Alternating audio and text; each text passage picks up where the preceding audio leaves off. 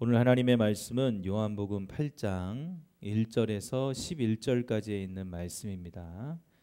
신약 성경 158쪽에 있습니다. 자, 오늘은 현장에서라는 제목으로 여러분들에게 말씀을 증거하려고 합니다. 베드로전서 4장 8절에 이런 말씀이 기록이 되어 있어요. 사랑은 허다한 죄를 덮느니라, 그렇게 말했습니다. 예수님을 믿고 예수님을 통해 구원을 받은 우리 그리스도인들, 교회 다니는 사람이라고 그랬죠. 자, 우리들은 어떻게 살아야 될까? 우리는 하나님의 은혜에 보답하며 살아야 됩니다. 그 보답하는 길이 뭐냐면, 내가 받은 사랑, 나는 원래 죽었어야 되는데, 나는 원래 죄인이어서 내가 벌을 받았어야 되는데, 내가 예수님 때문에 구원받은 그 사랑, 그 사랑을 내 이웃과 내 형제와 친구와 우리 주변에 있는 누구든지에게 이 사랑을 실천하며 살아야 되는 겁니다. 그게 하나님의 사랑에, 하나님의 은혜에 보답하는 길이죠. 그래서 내가 죄를 지어서 하나님과 원수되었을 때 하나님은 우리를 반드시 죽인다고 하셨어요. 지옥에 던진다고 하셨고 우리가 반드시 죽어야만 된다고 하셨는데, 우리의 원수된 우리를 하나님은 예수님 때문에 용서해 주셨죠. 그러니 원수인 내가 용서받았으니 내 원수도 내가 용서할 수가 있어야 되는 겁니다. 그게 바로 오늘 예수 믿는 사람들의 진짜 모습이어야 되죠. 근데 그게 쉽지 않아요. 누군가 나를 용서해주고 내 허물을 덮어주기는 원하는데, 내가 다른 사람의 허물을 덮어주거나 그 사람의 나한테 실수한 것에 대해서 용서를 해주는 것은 굉장히 어렵죠. 자, 우리가 살아가는 현장, 그 현장은 어떤 곳인가? 우리가 어떻게 살아가야 되는지 오늘 그 얘기를 좀 하려고 합니다. 자, 읽어준 이 성경의 본문의 내용은 이런 내용이에요. 현장에서 가늠하다가 붙잡혀 온 한 여인을 살려주는 내용이죠. 자, 여기서 우리가 알아야 될 중요한 사실 하나가 뭐냐면, 우리 모두가 하나님 앞에서 공범이라는 사실이에요. 자, 이 공범이라는 말의 뜻이 뭘까요? 2인 이상이 협력을 해서 죄를 짓는 거죠. 그래서 둘은 공범이에요. 죄는 하나인데 그 죄에 대한 여러 사람, 그 죄를 짓기 위해서 같이 작전을 짜든 모의를 하든 그 일에 가담을 했든 모두가 다 공범이 되어지는 거죠. 어떤 범죄에 대해 범죄자가 잡혔더라도 공범이 있다면 그 공범도 같은 죄가 성립이 되고 같은 책임을 물어야 됩니다. 자, 우리가 하나님 앞에서 공범이라는 말, 그러니까 누가 죄를 지었다고 해서 정죄할 수 있는 자격과 능력이 없다는 얘기예요. 다 같은 죄인, 그게 공범의 의미입니다. 누가 누구를 정죄할 수 없어요. 야, 너 죄인이야, 너 이거 잘못했잖아, 지적질할 수 없는 거예요. 근데 우리는 내가 공범이라는 것을 부정합니다. 오늘 내용을 잘 보면은 서기관들과 바리새인들이 음행 중에 잡힌 여자를 끌고 와서 예수님 앞에 세워요. 그리고 묻죠. 모세의 율법에 이러한 여자는 돌로 치라고 명했습니다. 선생님은 어떻게 말하겠습니까? 어떻게 하겠습니까? 이들이 몰라서 묻는 게 아닙니다. 이들은 율법에 능통해요. 법에 능통해요. 돌로 치라고 해결 방법까지, 답까지 다 나와 있고 알고 있어요. 그런데도 오늘 묻는 이유는 예수님을 죽이기 위해서 음모를 꾸미고 있는 거죠. 어떤 구시들이는 잡아가지고 모든 방법을 동원해서 예수님을 죽이려고, 잡으려고 지금 시도하고 있는 겁니다. 만약 예수님이 여인을 용서해 주라고 하면 하나님의 율법을 어겼다고 고소할 것이고, 반대로 율법에 의거해서 돌로 쳐 죽이라고 하면 매정한 인간이라고 하면서 사람들을 선동시키고 주님을 궁지로 몰아가려고 할 거예요. 자, 예수님의 입장에서는 어떻게 대답하든 불리한 겁니다. 함정에 빠졌어요. 자, 여러분 같으면 어떻게 하겠습니까? 그 자리를 도망갈 수도 있을 것이고, 아니면 오히려 그들에게 화를 내면서 다 알면서 뭘 묻냐라고 얘기를 할 수도 있을 겁니다. 근데 오늘 주님 뭐라고 그러죠? 오늘 7절에 너희 중에 죄 없는 자가 먼저 돌로 치라 그랬습니다. 그랬더니 놀라운 일이 벌어졌어요. 그렇게 살기등등하고 말 한마디 잘못하면 여인도 죽고 예수님도 감옥에 가든지 죽어야 될 그러한 상황이었는데, 그 여인을 데리고 왔고 여인을 죽이려 했던 모든 사람들이 어른으로부터 나이 든 자로부터 젊은이까지 이르기까지 하나둘씩 그 자리를 다 떠나 버렸다는 거죠. 결국 그 자리에는 예수님과 그 간음한 여인 둘만 남았습니다. 자, 어떻게 이런 일이 가능했을까요? 그것은 오늘 6절에서 8절에 있는 말씀이 무슨 뜻인지를 우리가 알아야 됩니다. 자, 우리 성경 말씀 아까 펴놨죠? 자, 6절부터 8절에 있는 말씀을 다 같이 다시 한번 보겠습니다. 성경책은 성경을 찾아가지고 읽은 다음에 펴놓는 거예요. 덮는 게 아니고 항상 그 자리에 그 찾은 자리를 펴놓으세요. 자, 6절부터 8절까지 우리 같이 큰 소리로 한 목소리를 같이 저도 읽습니다. 같이 우리 합독하겠습니다. 시작. 그들이 이렇게 말함은 고발할 조건을 얻고자 하여 예수를 시험함이로라. 예수께서 몸을 굽히사 손가락으로 땅에 쓰시니 그들이 묻기를 맞이 아니하는지라. 이에 일어나 이르시되 너희 중에 죄 없는 자가 먼저 돌로 치라 하시고 다시 몸을 굽혀 손가락으로 땅에 쓰시니. 자, 저는 이 요한복음 8장을 읽을 때마다 항상 궁금했던 내용입니다. 도대체 주님이 손가락으로 땅에 무슨 내용을 쓰셨을까?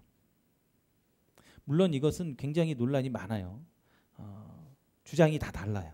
많은 주장들이 있습니다. 어떤 주석에 의하면 예수님이 그 바리새인과 그 사두개인들, 여인을 끌고 온 사람들의 죄목을 거기다가 쫙 적었을 거라고 하는 사람도 있고, 어떤 사람은 10계명을 거기다 적었을 것이다라고 하는 사람도 있습니다.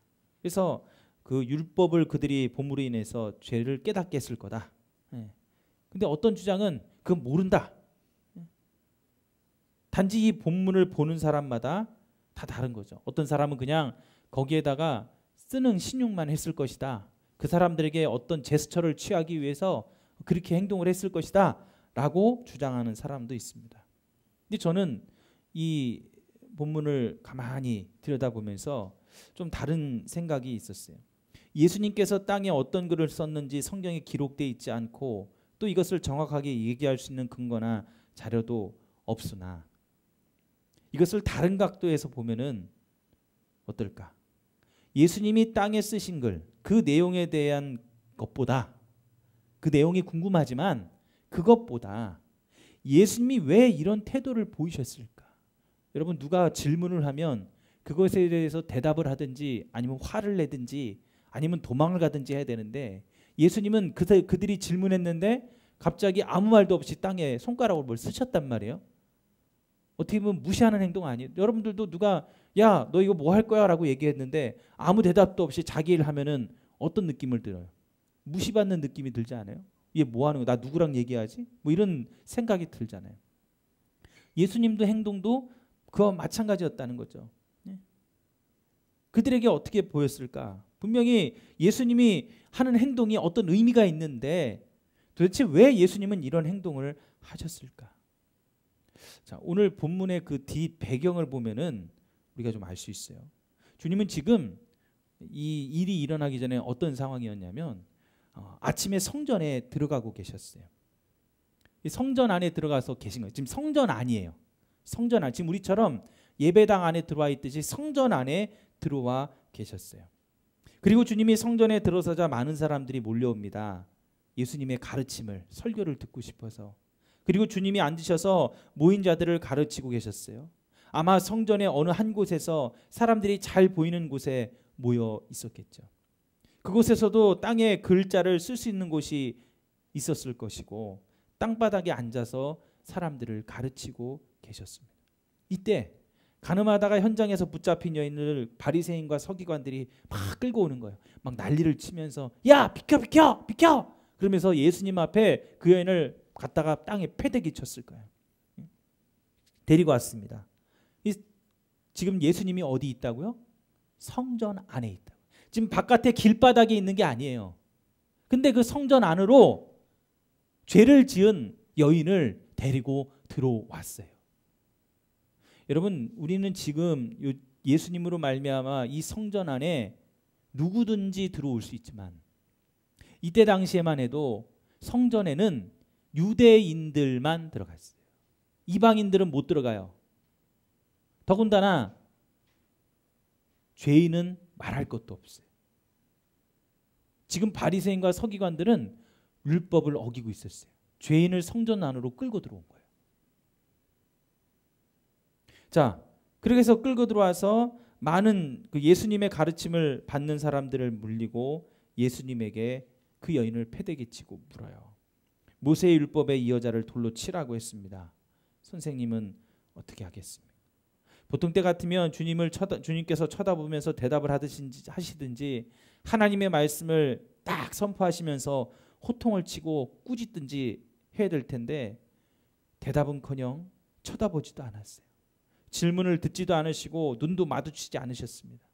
몸을 굽혀서 그들을 아예 그냥 없는 사람 취급했어요. 몸을 굽혀서 손가락으로 땅에 막 뭘 쓰고 계셨어요. 자, 이 바리새인과 서기관들이 대답을 재촉하자 일어나서 한마디 하십니다. 너희 중에 죄 없는 자가 먼저 돌로 치라. 아마 이때도 그들을 쳐다보지 않으셨을 것 같아요. 어디서 알 수 있습니까? 몸을 다시 굽혀 손가락으로 땅에 쓰셨기 때문에 지금 앉아 있는 거예요. 앉아 있는데 예수님이 몸을 굽혀 막 쓰다가 대답하기 위해서 잠깐 몸을 핀 것뿐이에요. 일어났다는 말이 이렇게 서가지고 저처럼 서 있는 일어난 것을 말하는 게 아니고 앉아가지고 땅바닥에 예수님 뭘 쓰고 있다가 땅을 보고 있다가 잠깐 허리를 핀 거예요. 그들은 서 있어요. 아마 그들하고 얼굴이나 눈이 마주치지 않았을 거예요. 딱 한마디 던지는 거예요. 너희 중에 죄 없는 자가 돌로 치라. 거기 있는 말씀을 듣던 모든 군중에게 다 얘기를 하신 거죠. 그리고 다시 몸을 굽혀서 땅에 뭔가를 쓰신 겁니다. 상식으로는 이해가 되지 않는데 왜 그러셨을까 가만히 생각해 보다가 저는 이렇게 깨달았어요. 아, 예수님이 일부러 안 쳐다보신 것은 아닐까? 일부러 그들의 시선을 피하신 건 아닐까? 왜? 주님은 죄가 없으신 분인데 거기 있는 가늠한 여인도 그 여인을 잡아온 바리새인과 서기관들도 가르침을 받고자 모인 모든 사람들이 다 하나님 앞에 죄인인 거예요. 지금 죄가 없는 분은 예수님 한 분밖에 없어요. 근데 거기서 그들과 눈을 마주치고 그들을 똑바로 바라보면서 호통을 치셨다면 주님이 그 자리에서 그들을 심판하시는 게 되는 겁니다. 주님은 그들의 모든 죄를 다 알고 계셨어요. 여인을 정죄하는 사람들의 죄도, 음흉한 계략을 갖고 주님을 잡아 죽이려고 접근하는 그 바리새인과 사두개인들의 죄도, 여인을 더럽게 쳐다보는 그 자리에 있는 교만한 사람들의 죄도 주님은 다 알고 계셨어요.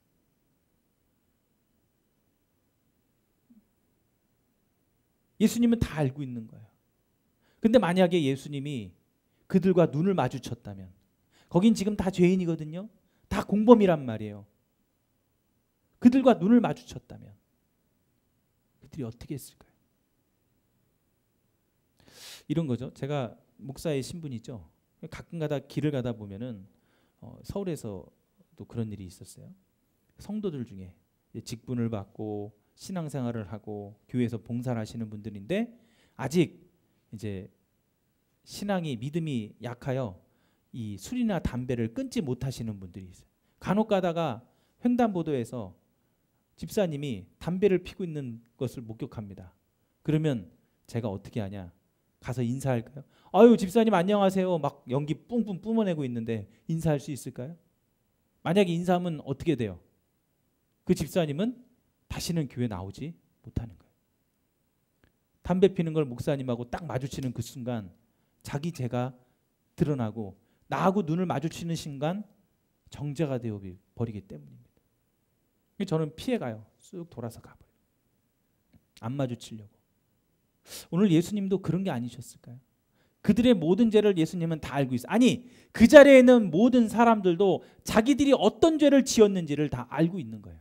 근데 죄가 없으신 예수님이 그들과 눈을 마주치며 째려보면서 그들에게 그 얘기를 하셨다면 그들을 정죄하고 그들을 완전히 죄인으로 만들어버리는 그런 시간이 됐을 거예요. 자, 눈만 마주치는 것만으로도 죄인을 만드는 거죠. 자, 오늘 예수님은 일부러 시선을 피하셨어요. 그들의 끈질긴 대답을 요구하는 그들의 모습에 한마디, 너희 중에 죄 없는 자가 먼저 돌로 치라. 굳이 주님이 정죄하지 않아도 그 말 한마디 속에 모든 것이 담겨져 있는 거죠. 이런 거예요. 야, 분명히 가늠한 현장에서 여인을 잡아왔다고 했는데 그러면 가늠한 남자는 어디 있어? 남자 없이 여자가 혼자 그런 나쁜 일을 행할 수 있니? 아니잖아. 그러면 현장에서 잡았으면 여인을 붙잡아 왔다면 남자도 잡아와야지. 여인이 죽임을 당한다면 남자도 죽임을 당해야지. 왜 니네 그렇게 하지 않았니? 지금 예수님 묻고 있는 거예요. 가늠한 여인을 끌고 온 그들, 서기관과 바리새인들, 그들 모두는 다 똑같은 한 통 속인 거예요. 거기에 있는 모든 사람들은 그 가늠했던 남자하고 똑같은 공범이었고 거기에 같이 동참했던 사람이었고 서로 눈 감아주고 죄를 덮어주는 그런 사이였던 것이죠. 의로운 척하면서 그 여인을 끌고 와 죽이겠다고 또 예수님을 잡아 죽이려고 하는 그들의 모습. 하지만 그 뒤에서는 말도 안 되는 일이 벌어지고 있는 거죠. 예수님은 그걸 아셨어요.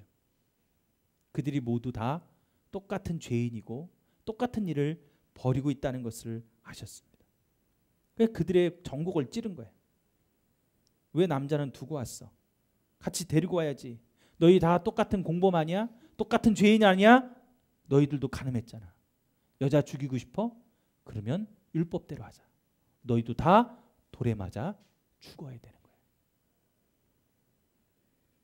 예수님은 그 한마디에 이 모든 내용을 다 포함시켜 얘기하고 있는 거예요. 자신들이 공범이라는 사실을 인정하지 않았던 이 바리새인과 서기관들이 만약 그들의 눈을 보며 호통치시는 예수님을 바라봤다면 대들었을지도 몰라요. 맞는 말이지만 죄를 들켰기 때문입니다.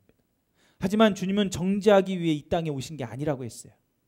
우리에게 생명을 주시기 위해서 이 땅에 오셨습니다.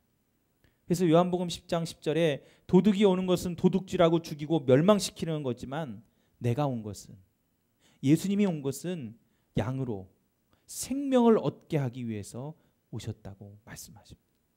그래서 어른으로부터 시작해서 젊은이에 이르기까지 하나씩 하나씩 그 자리를 다 떠났어요. 예수님은 그들이 떠나기를 기다리고 계셨습니다. 그리고 남은 여인에게 말씀하십니다. 너를 정죄한 자가 어디 있느냐? 몰라서 묻는 게 아니죠. 그 자리에 모인 자들도 정죄하지 않고 살려주시기 위해, 생명을 주시기 위해, 기회를 주시기 위해, 바리새인들까지도 그 죄에서 벗어날 수 있는 기회를 주시기 위해서 기다리고 계셨다. 그리고 여인에게도 마찬가지였습니다. 나도 너를 정죄하지 아니하노니 다시는 죄를 범하지 말라. 용서해 주신 거예요. 생명을 주신 거예요. 여러분, 오늘 주님은 사랑을 베푸셨습니다. 그 여인에게 간음이 현장이었고 죽음의 현장이었던 곳에서 용서를 베푸시고 그 여인에게 생명을 주셨어요. 바리새인들에게도 교만의 현장이고 정죄의 현장이었던 그곳에서 그들을 용서해 주셨습니다. 그러니까 예수님이 있는 그 자리가 다른 곳으로 완전히 바뀌어진 거예요. 여러분들의 현장은 어때요? 여러분들이 살아가는 삶은, 여러분들의 지금 학교 생활과 여러분들의 직장 생활은 어떻습니까? 내가 직장에서 살아가는데 나도 똑같이 그 사람을 정죄하고 그 사람의 모습과 죄에 대해서 손가락질을 하고 있지는 않습니까? 어떨 때는 그 사람들이 나에게 손가락질을 하는 것 때문에 이 여인이 당했듯이 여러분들이 상처를 받고 마음이 심란하고 어떨 때는 너무나도 힘이 들고 복잡한 생각으로 힘들어하는 그런 삶을 여러분들이 살고 있지 않아요? 이제 여러분들이 그 현장을 바꿔야 돼요. 정죄하는 곳에서, 이제는 그곳에서 막 사람들을 죽이려고 하는 곳에서 생명을 주는 곳으로 바꿔나가야 돼요. 내가 그렇게 만들어야 돼요. 그들을 용서해 줌으로 그들이 이들처럼 깨닫게 만들어야 돼요. 너희들이 지금 뭐하고 있는 거야? 니들의 죄를 분명히 알아야 된다고 여러분들은 그들에게 말할 수 있어야 됩니다. 사랑하는 여러분, 사랑을 외치지만 끊임없이 다른 사람을 정죄하고 있고 나는 그런 사람이 아니라고 부인하는 공범입니까? 아니면 하나님의 은혜 없이는 살 수 없는 사람인 것을 여러분들이 깨닫고 내가 있는 그 현장을 여러분들이 바꾸려고 노력하는 은혜 받은 사람입니까? 주님의 현장은 심판할 수도 있고 정죄할 수도 있는 그런 곳이었지만 생명을 주고 살리는 곳이 되도록 예수님은 만드셨어요. 우리도 마찬가지입니다. 남편으로, 아내로, 아버지로, 어머니로, 또 아들로서, 딸로서, 여러분들이 자녀로서 가정의 현장에서 어떠한 현장인지를 여러분들이 알고 그것을 바꿔나가야 돼요. 부모님이 나를 정죄한다고 나도 똑같이 부모님을 정죄하면 그곳은 사람을 죽이는 곳이 되는 거예요. 친구들이 학교에서 나를 정죄한다고 나도 친구들을 정죄하면 그것은 사람에게 상처를 주고 사람을 죽이는 곳이 될 수밖에 없어요. 아닙니다. 여러분 그곳을 바꾸어줘야 돼요. 내가 하나님과 단둘이 있는 그 현장이 어떤 현장인지를 여러분들이 알고 하나님의 눈이 보이는 곳에 보이지 않는다고 제가 막 벌어지는 곳이 되면 안 되는 것입니다. 마귀는 항상 우리를 지켜보고 있어요. 언제든지 걸리기만 하면 우리를 넘어뜨리려고 죽이려고 지켜보고 있어요. 지금 바리새인과 서기관들이 예수님 죽이려고 그랬죠. 요만한 잘못만 해도 예수님 잡아서 감옥으로 끌고 가버리려고 그들은 막 살기등등하게 쳐다보고 있단 말이에요. 그런데 그곳에서 예수님은 그들의 모든 것을 용서해 주셨고 자기들의 죄를 깨닫고 돌아갈 수 있도록 기회를 주셨습니다. 여러분 우리는 공범입니다. 하지만 그 공범이라는 신분을 여러분들이 이제는 내려놓고 하나님의 자녀로 다시 일어설 수 있는 저와 여러분들이 되기를 간절히 축원합니다.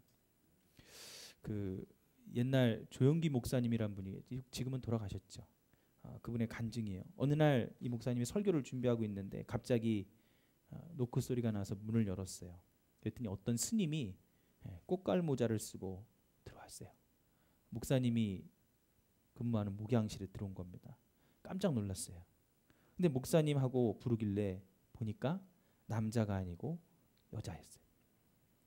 여승이 목사님 방으로 들어올 때는 보통 각오와 결단으로 들어온 것이 아니었습니다.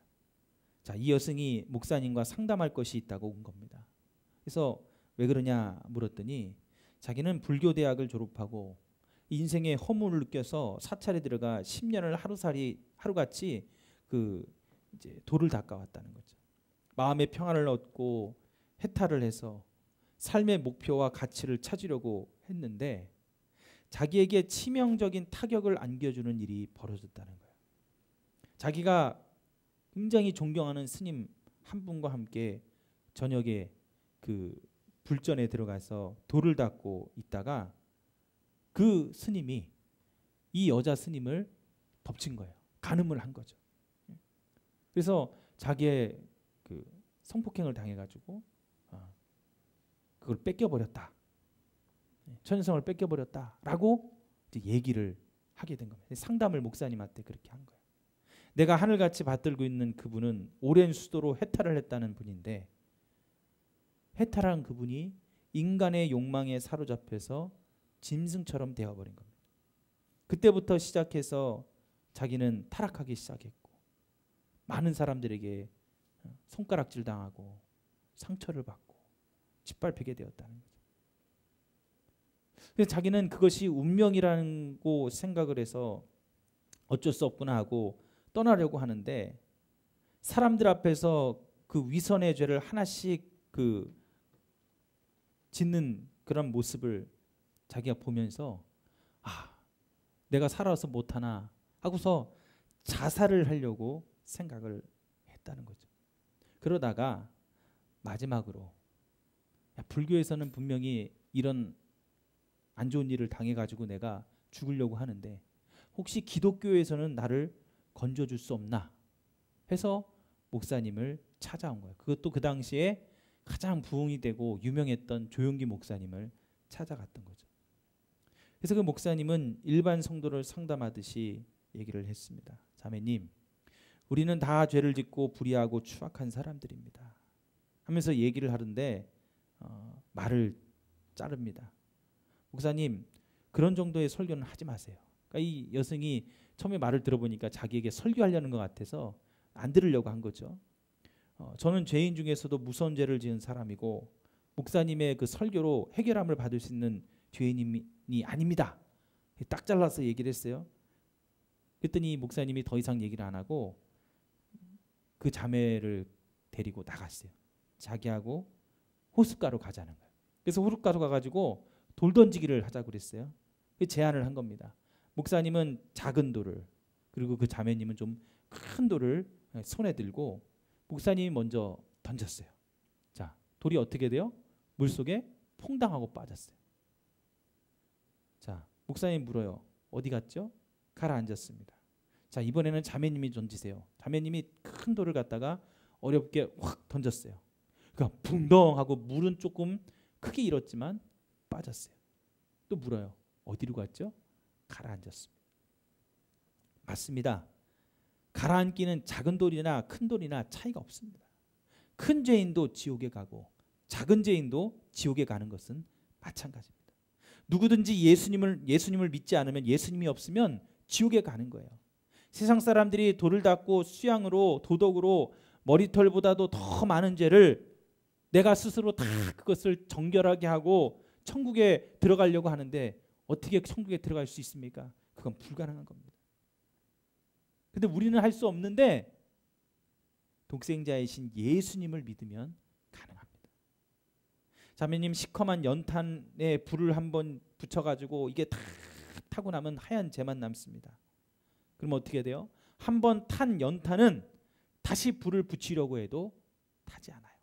불이 안 붙어요. 마찬가지로 예수님이 우리의 죄값을 이미 십자가에서 다 지불을 했습니다.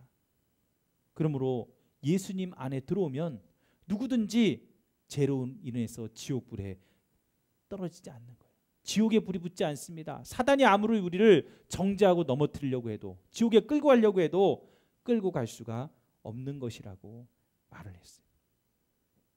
다 이미 죄값은 청산이 되었으니 십자가에서 우리의 죄를 값을 치러준 예수님을 믿으라고 목사님이 얘기를 해주었습니다.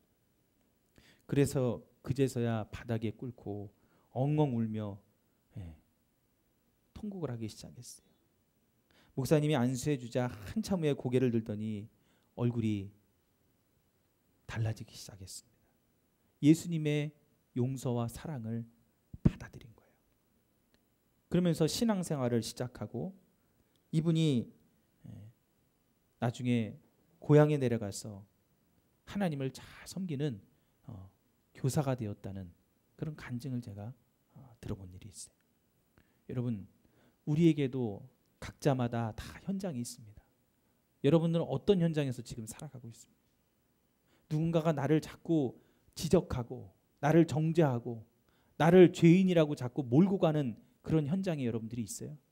그럼 여러분들이 그곳에서 아, 나는 그런 운명인가 보다 하고 그 운명을 받아들이면서 죄를 막 그 짐을 짊어지고 여러분들이 살아가고 고통받으며 살고 있습니까? 그러지 않아도 돼요. 이미 예수님은 십자가에서 우리의 죄값을 다 지불해 주셨어요. 이미 해결이 됐습니다.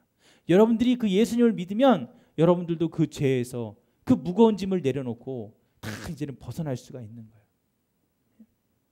여러분이 어떤 현장에 있든 오늘 주님은 이 가늠한 여인도, 아니 이 여인을 죽이려고 그 자리에 모여있던 많은 바리새인과 서기관들, 그 자리에 같은 공범들을 그들도 용서하고 살려주기 위해서 기회를 주셨듯이 오늘 우리 모두에게도 주님은 사랑을 베푸시고 은혜를 베푸셔서 우리가 예수 믿고 구원받기를 원하고 계시다는 거예요. 오늘 저와 여러분들의 현장, 바로 이곳이 그 현장입니다. 여러분들의 가정에서도 학교에서도 마찬가지입니다. 예수님은 여러분들을 지금도 지켜보고 계시고 여러분들을 지금도 사랑하고 계시고 여러분들이 지금도 예수를 믿고 구원받기를 원하고 계십니다. 그 은혜가 오늘 저와 여러분들의 삶에 충만해서 여러분들도 깨닫고 그래, 내가 이제 예수 믿고 구원받아 천국에 가야지라는 그런 소망을 품고 살아갈 수 있는 저와 여러분들이 되기를 간절히 축원합니다. 기도하시겠습니다.